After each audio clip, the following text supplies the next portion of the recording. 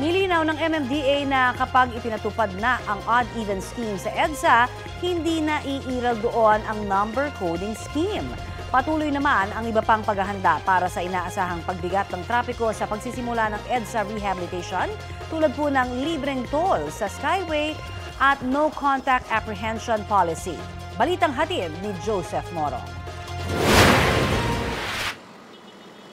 Napakamot ng ulo ang maraming motorista na simula sa June 16 sasabay sa umiiral ngayong number coding scheme ang ipatutupad na odd-even scheme ng MMDA.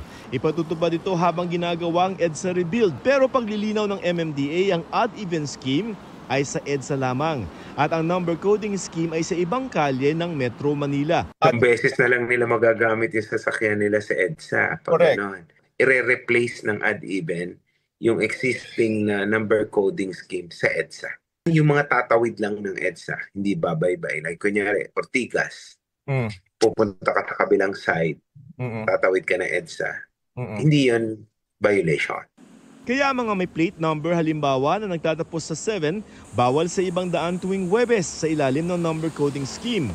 Sa odd-even scheme, Lunes, Miyerkules at Biyernes sila bawal sa EDSA. Ayon sa MMDA, sa halip na isang linggo lamang yung dry run ng odd-even scheme sa EDSA, ginawa na nila itong isang buwan simula sa June 16. Ang ibig sabihin, sisitahin, papadalhan pa rin kayo ng notice of violation pero hindi nyo kailangang magbayad ng multa. Ito raw ay ginagawa nila para masabayan na rin yung paglilibre ng toll fee sa ilang bahagi ng Skyway.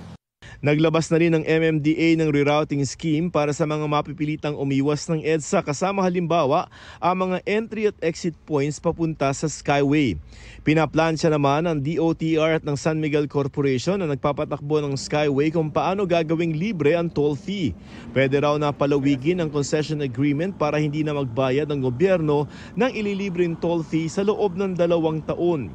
Tuloy-tuloy naman ang panguhuli sa mga pasaway sa ilalim ng NCAP o no contact apprehension policy.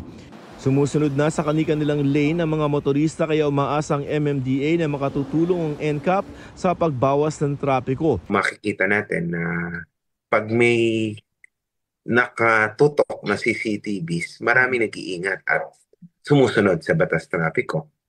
Kaya palang sumunod ng ating mga kababayan na motorista pag meron pong nakatingin na hindi po namin kaya mano-manong gawin. Iba't iba ang multa depende sa paglabag. Kung mangangahas na lumabas sa linya at makukuha ng CCTV, 1,000 pesos ang multa sa first offense dahil disregarding traffic sign ito. 100 pesos kung nakatsinelas at 1,500 pesos kung walang helmet. Sa susunod na linggo, ilulunsad ng MMDA ang text alert at website para sa mas mabilis na pag-abiso sa mga mahuhuling motorista. Inaayos na rin gawing option ang pagbabayad ng multa gamit ang mobile wallets. Nagbabala naman ang MMDA na hindi sa kanila galing kaya huwag gamitin ang isa umanong link kung saan pwede mong malaman kung may violation ka. Kasama naman sa ipinangakong aayusin ng MMDA lalo na sa papalapit na EDSA rehabilitation ang mga bangketa. Inabutan ng mga tauhan ng MMDA Special Operations Group Task Force ang bangketa sa Pasay na kung hindi tinambakan ng mga basura, tinayuan ng tindahan, lotohan at lutuan. May basketball board at ring pa. May bahagi rin ng bangketa na pinarerentahan ayon sa MMDA. Pero ang mga nahuhuli di na raw kagaya dati na nagiging mas palaban. Meron tayong mga ilang mga nahuhuli na sinasabi nga nila, sir, nahuli niyo po kami pero okay lang, mali naman po kami. So I think there's this acceptance already. Pinasadahan din ng bantay sa Gabal Operations ang Arellano Street sa Maynila, pati Sobel Rojas, Tejeron at Pedro Hill. Joseph Morong nagbabalita para sa GMA Integrated News.